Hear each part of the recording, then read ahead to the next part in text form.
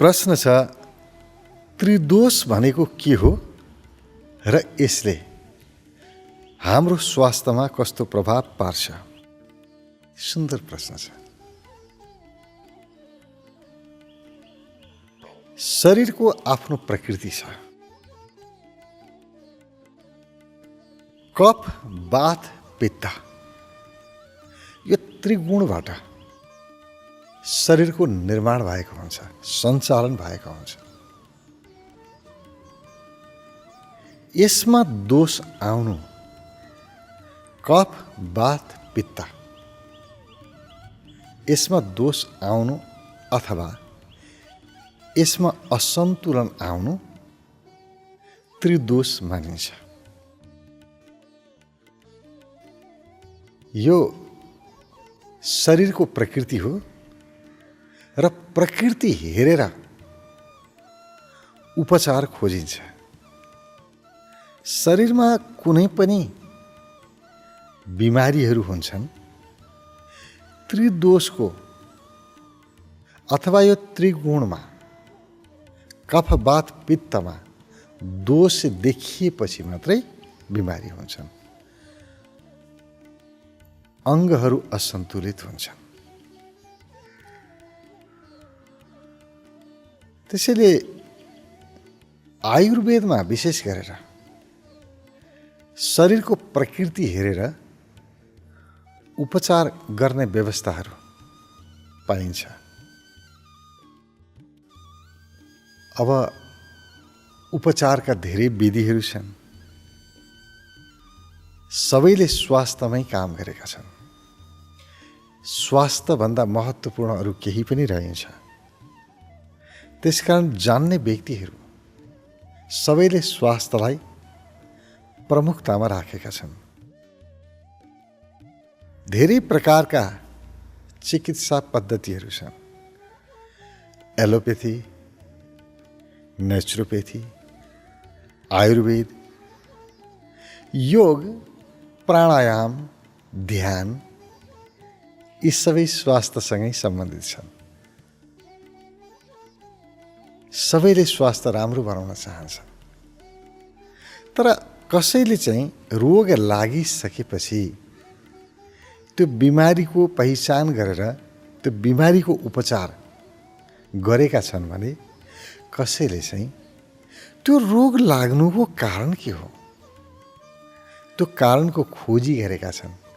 यही कारणको खोजी गर्नेहरूले यो कफ, वात, पित्त यो तीन प्रकृतिबाट शरीर सञ्चालन हुन्छ र त्यसमा दोष उत्पन्न भएपछि बिमारी हुन्छ पत्ता लगाए। र रोगको उपचार गर्नुभन्दा पनि रोग लाग्ने कारणको निदान गर्नु, यसको उपचार गर्नुमा चाहिँ महत्त्व दिए। त्यसैले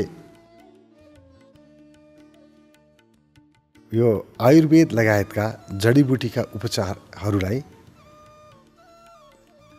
अति प्रामाणिक मानिन्छ। यसको कुनै पनि असरहरू छैन।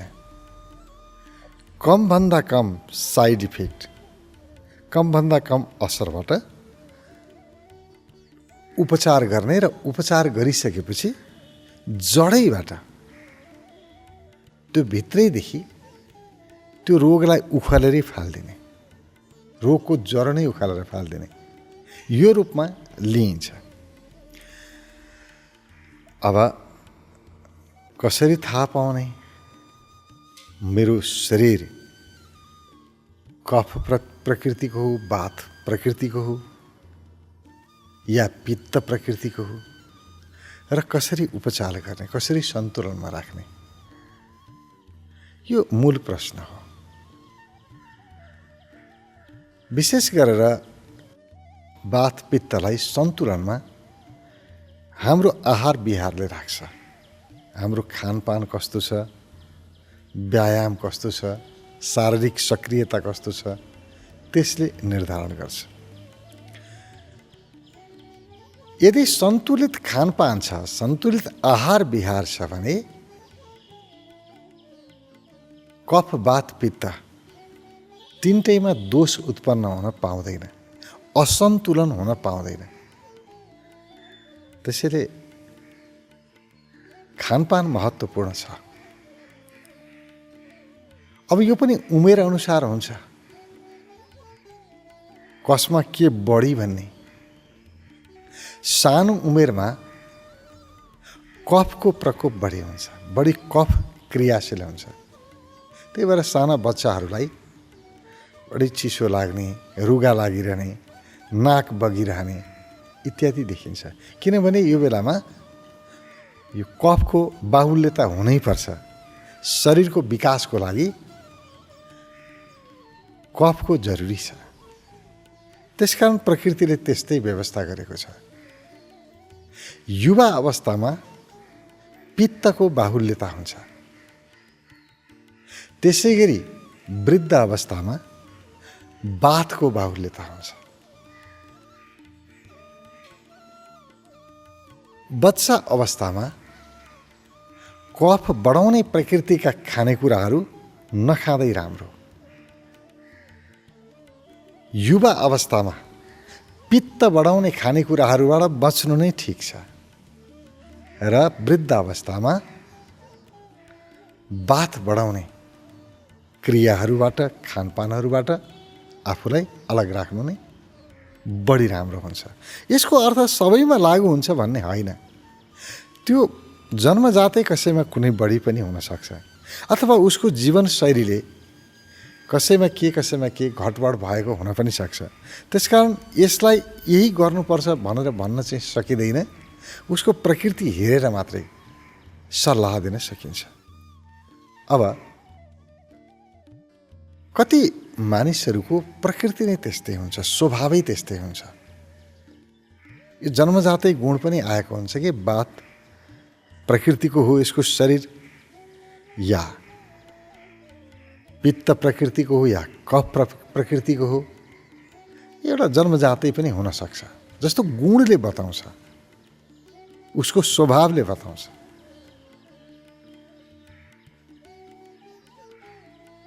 कफ प्रकृतिका व्यक्तिहरू जसमा कफको बाहुल्यता छ, कफ प्रकृतिका मानिसहरू सुस्त हुन्छन्। त्यति सक्रिय जीवन हुँदैन। जे पनि गर्छन् बिस्तारा गर्छन्, आरामसँग।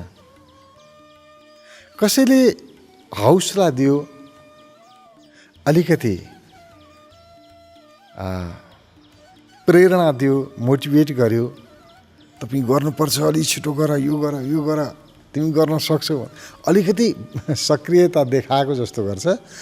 तर पछि फेरि आफ्नै ठाउँमा आउँछ। जे पनि गर्छ आरामसँग गर्छ, कुनै हतारै छैन। शान्त प्रकृतिको कुनै काममा हतार नगर्ने, बिस्तारा गर्ने। म बितिसकेको छ काम, लौ न भाइ गर भन्यो, आफ्नै पारा, आफ्नै तालले हिँड्ने। यस्ता व्यक्तिहरू, यस्तो स्वभाव छ भने, अलि निष्क्रिय स्वभाव छ भने, यो कफ प्रकृतिको मानिस रहेछ, यसको शरीर रहेछ, बुझे हुन्छ। अनि पित्त प्रकृतिको मानिस, पित्त प्रकृति छ भने अत्यन्तै उत्तेजक हुन्छ, छिटो रिसाउने, अब छिटै शान्त पनि हुन्छ, फेरि झनक्क रिसाउने, सानो सानो कुरामा उत्तेजना देखाइहाल्ने, एकदमै आक्रामक स्वभावको। यस्तो स्वभावको कुनै व्यक्ति छ भने उसको मन आक्रामक छ, छिटै रिसाइहाल्छ, झगडा गर्न तयार भइहाल्छ। यस्ता व्यक्तिहरू पित्त प्रकृतिका छन् भनेर बुझे हुन्छ। त्यसै गरी वात प्रकृतिका व्यक्तिहरू शारीरिक रूपमा क्रियाशील हुन्छन्। चुप लागेर बस्न नसक्ने, यो काम गर्यो, ऊ काम गर्यो, गरे शारीरिक रूपमा सक्रिय रहन्छन्, सुस्त हुँदैनन्, गरे काम गरिराखेका छन्। त्यस्ता सक्रिय व्यक्तिहरूलाई हामी यो वात प्रकृतिका हुन् भनेर जान्न सक्छौँ। र त्यही अनुसार आफ्नो पहिचान गरेर आफ्नो यो प्रकृतिलाई सन्तुलनमा लिएर आउनुपर्छ।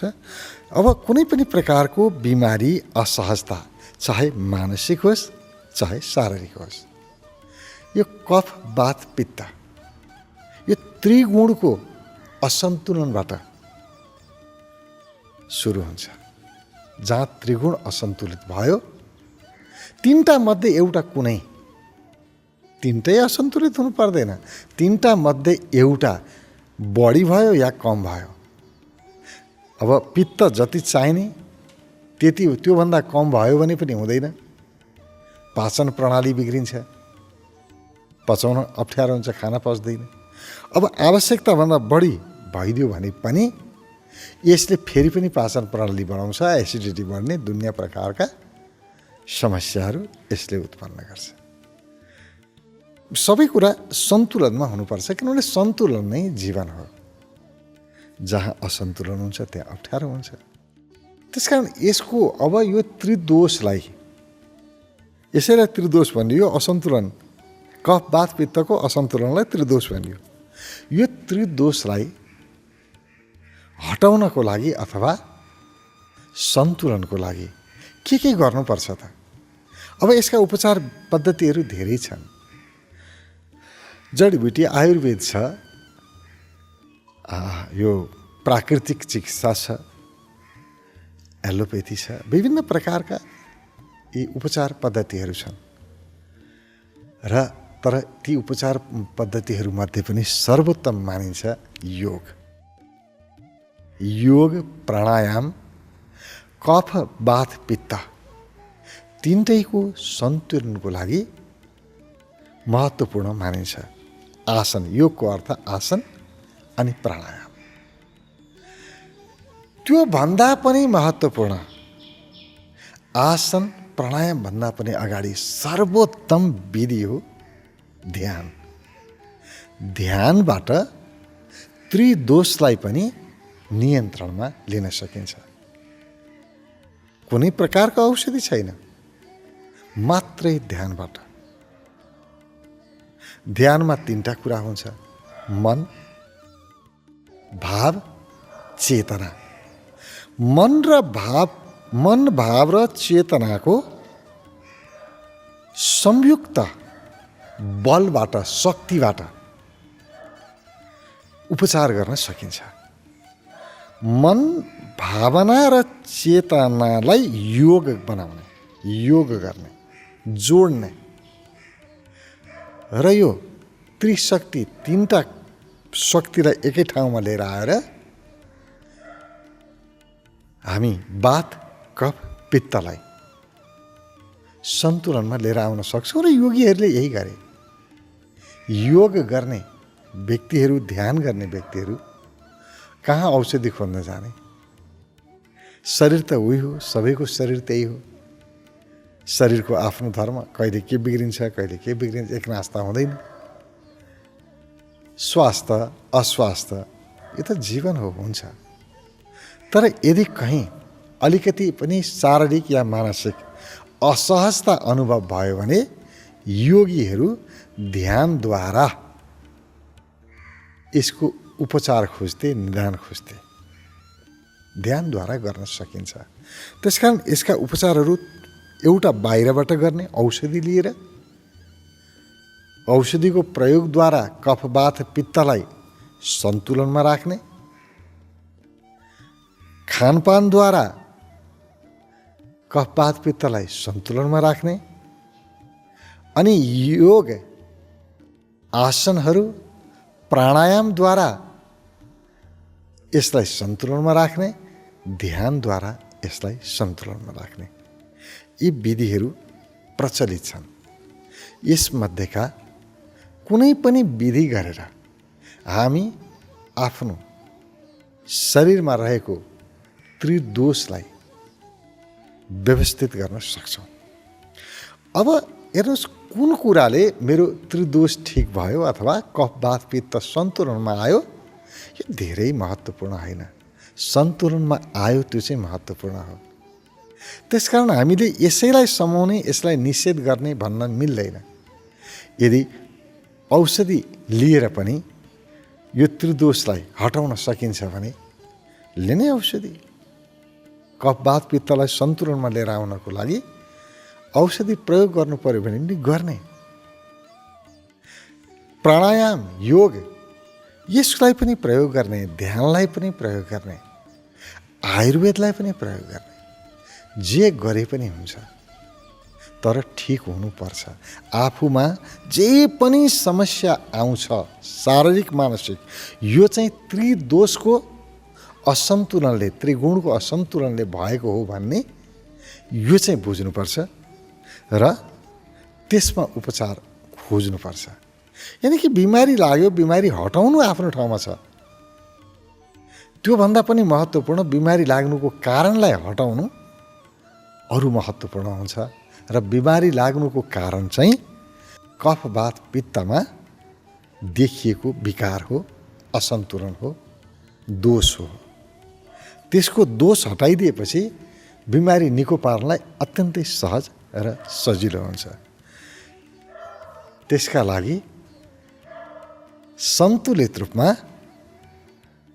कुनै पनि कुरा प्रयोग गर्न सकिन्छ जसले आफ्ना त्रिदोषलाई नियन्त्रणमा राख्दछन् अथवा कफ वात पित्तलाई सन्तुलनमा राख्दछन्।